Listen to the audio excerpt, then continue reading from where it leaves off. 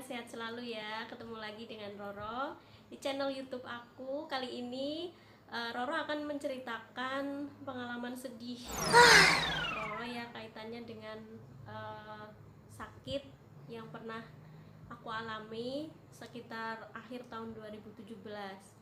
Jadi selain itu aku juga akan memberikan tips kepada teman-teman semua kalau mengalami sakit seperti yang aku derita, dan beberapa usaha Roro serta pengobatan yang sudah aku jalani seperti itu. Jadi ceritanya tahun 2017 tuh aku mengalami berbagai masalah ya, masalah pribadi, baik pribadi maupun keluarga. Nah, sebelumnya aku tuh nggak pernah mengalami sakit yang parah ya, dan alhamdulillah nggak pernah dirawat. Walaupun waktu itu sakitnya cukup parah, tapi aku tidak pernah dirawat di rumah sakit gitu ya. Nah, waktu itu Roro ada banyak masalah, mungkin itu yang jadi pemicu sakitku gitu. Jadi karena stres, karena depresi. Tapi waktu itu aku nggak ngira kalau aku tuh mengalami penyakit tersebut gitu. Penyakitnya apa teman-teman? Jadi penyakitnya baru aku ketahui setelah beberapa bulan aku baru kontrol ke dokter gitu ya, yaitu penyakit GERD, penyakit gastroesophageal reflux, atau sering disebut penyakit asam lambung reflux gitu. Nah, kemudian selain penyakit ini, aku juga sering mengalami pusing yang luar biasa, pusing-pusing 7 keliling gitu ya, kayak vertigo. Dan pernah aku nyetir gitu, dan kemudian waktu aku nyetir itu tiba-tiba aku mengalami pusing yang luar biasa dan seperti mau pingsan. Bisa dibayangkan ya teman-teman, waktu itu aku lagi nyetir, dan sempet mobil itu tuh kayak oleng gitu loh. Aku nggak bisa bayangin kalau waktu itu aku pingsan gitu waktu nyetir mobil. Pasti naudzubillah min dzalik lah, maksudnya jangan sampai terjadi ya. Waktu itu kayak sekitar 1 sampai 5 detik itu aku kayak mau pingsan gitu, karena vertigoku tiba-tiba kumat dan GERD-nya tuh tiba-tiba kumat gitu ya.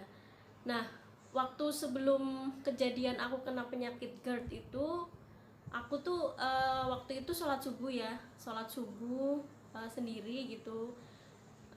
Nah, pada saat sholat subuh itu, setelah selesai, aku tuh kayak mengalami apa ya, kayak tiba-tiba itu badan kayak rasa dingin sekali, kemudian kayak ada bunyi nging panjang gitu di telinga gitu ya, berdenging gitu, berdengung gitu, panjang gitu. Kemudian langsung bunyi panjang itu kemudian makin mengecil, kemudian langsung kayak telingaku tuh kayak langsung ketutup gitu. Aku langsung kayak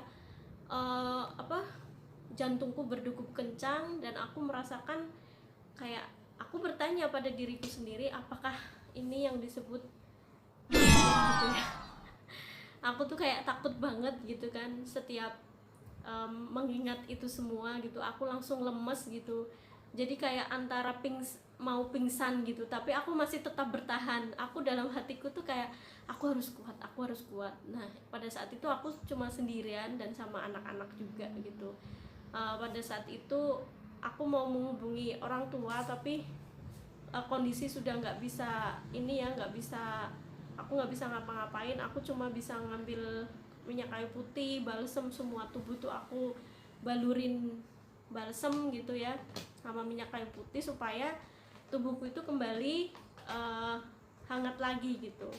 Nah, setelah kejadian itu aku tuh sering sekali selama 3 bulanan lah aku mengalami kecemasan yang luar biasa. Banyak sekali kayak suara-suara dalam hatiku, dalam pikiranku yang memenuhi pikiran.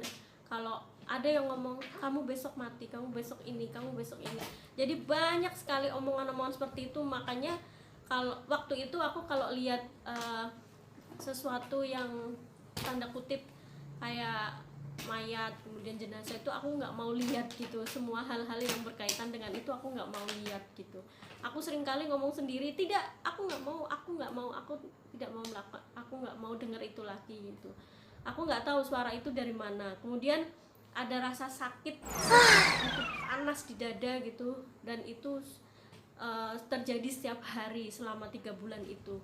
Sampai suatu ketika aku pulang ke rumah ibuku, ya, ibuku tuh melihat kondisiku yang benar-benar sangat memprihatinkan. Jadi mataku kosong, kemudian aku tuh kelihatan apa ya, seperti orang sakit gitu ya. Dan memang betul aku tuh menahan sakit, terutama di bagian dada itu kayak nyeri. Jadi aku, nafasku tuh selama aku mengalami penyakit ini, nafasku tuh tidak pernah plong sampai ke perut gitu. Aku nafasku hanya sampai dada gitu, sampai dada aja gitu, karena panas gitu. Terus kalau makan selalu kayak nyangkut di tenggorokan, nggak pernah sampai ke perut gitu. Nah itu yang aku rasakan. Jadi terus ibuku bilang, kamu kenapa, kamu kok kayak orang sakit, matamu kosong dan sebagainya. Aku bilang, Bu, aku merasakan ini, dada sakit, dada panas, kemudian makan nggak bisa, nelennya itu nggak bisa sampai ke perut, kayak nyangkut di tenggorokan gitu. Terus aku tuh cemas, terus menerus diteror sama nggak tahu ini siapa yang ngomong di dalam pikiranku. Ya cemas gitulah, cemas karena ketakutan tadi. Nah kemudian ibuku tuh ya namanya seorang ibu ya, dan beliau juga orang kuno gitu. Beliau mengatakan kalau aku tuh diguna-guna gitu. What? Aku diguna-guna? Aku nggak pernah punya musuh, aku bilang gitu sama ibuku gitu. Masa sih ada orang yang tega guna-guna aku gitu? Iya, siapa tahu gitu. Kamu inget-inget lagi deh, siapa orang yang pernah kamu sakiti atau orang yang benci sama kamu. Aku nggak pernah, Bu, aku nggak pernah kedatangan orang juga, orang jahat dan sebagainya gitu. Terus ibuku malam-malam tuh aku merasakan sakit di dada ya, panas gitu. Aku bilang, ibu, Bu, dadaku panas lagi, aku nggak nyaman banget gitu, aku takut. Terus sampai ibuku tuh bawa setrika gitu, setrika panas gitu, beliau tempelkan di dadaku sama bagian punggung. Kemudian tenggorokanku juga kayak masih ada sisa-sisa nyangkut gitu, makanan di sini gitu. Ya udah terus disetrika sama setrikaan panas gitu. Tapi itu juga ternyata mempengaruhi, aku bisa tidur sampai pagi gitu. Terus aku pamit, besoknya aku pamit sama ibu mau pulang ke Semarang gitu ya. Terus ibuku ngasih kayak doa-doa gitu, dan doa-doa itu harus ditempel di pintu rumah, depan rumah, sama pintu kamar aku tidur gitu. Sama pesannya beliau kalau di depan rumah ada pohon kamboja, dan memang benar di depan rumahku itu ada pohon kamboja, itu harus dipotong karena itu tempat santet, tempat apalah, guna-guna bisa masuk ke pohon itu katanya ibu, tempat setan-setan juga disukai. Kemudian beliau ngomong kalau ada pohon pepaya, ada pohon pohon blimbing, mending tanam pohon itu bisa menangkal santet-santet dan guna-guna serta sihir gitu ya. Aku patuhi gitu. Terus pohon kamboja yang di depan rumah aku potong gitu. Nah penyakitku makin parah gitu, dan akhirnya aku disuruh suami untuk periksa aja gitu. Nah pada saat periksa di rumah sakit, iya semua terbongkar gitu. Itu adalah GERD sama vertigo. Dan alhamdulillah selama menjalani pemeriksaan selama 2 bulan berturut-turut, aku dikasih beberapa obat yang dosisnya juga tingkat tinggi ya, sampai disuntik dan sebagainya. Tapi alhamdulillah nggak dirawat. Itu alhamdulillah agak mendingan. Kemudian aku juga setelah 2 bulan kok aku mikir, aku nggak maulah tergantungan obat gitu. Akhirnya aku cari-cari nih pengobatan yang tidak mengandalkan obat-obatan gitu ya, tidak memasukkan obat ke dalam tubuh. Jadi akhirnya suatu ketika aku lihat di Facebook kakak seniorku di Pramuka jualan ini, menawarkan kayak kalung pendan gitu dari MCI gitu. Ini aku nggak jualan ya, tapi aku benar-benar yang merekomendasikan teman-teman kalau punya vertigo sama asam lambung nih terutama bisa pakai produk ini. Yang pertama yaitu produk ini ya, kalung biopendan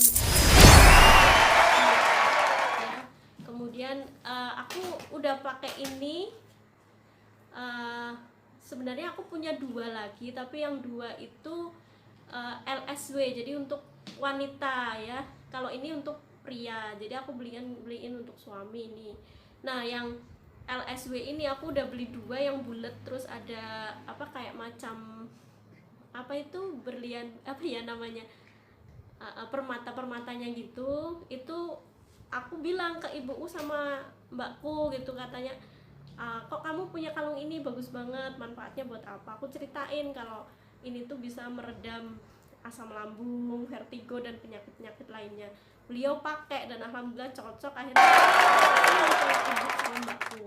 Akhirnya aku sampai sekarang makainya yang ini. Aku pinjem suami karena suami juga jarang pakai, beliau jarang sakit gitu kan. Akhirnya aku pakai yang ini. Kemudian yang kedua, untuk mengurangi produksi meningkatnya asam lambung, aku juga pakai ini ini lumayan bagus, dan ini aku masukkan ke dalam botol minumanku. Jadi ini campur dalam air minumanku dan ini dikocok di dalamnya. Ternyata ini pH-nya bagus untuk tubuh kita ya, sudah dicek kemarin sama kakakku, pH-nya bagus dan sifatnya lebih banyak mineral-mineralnya gitulah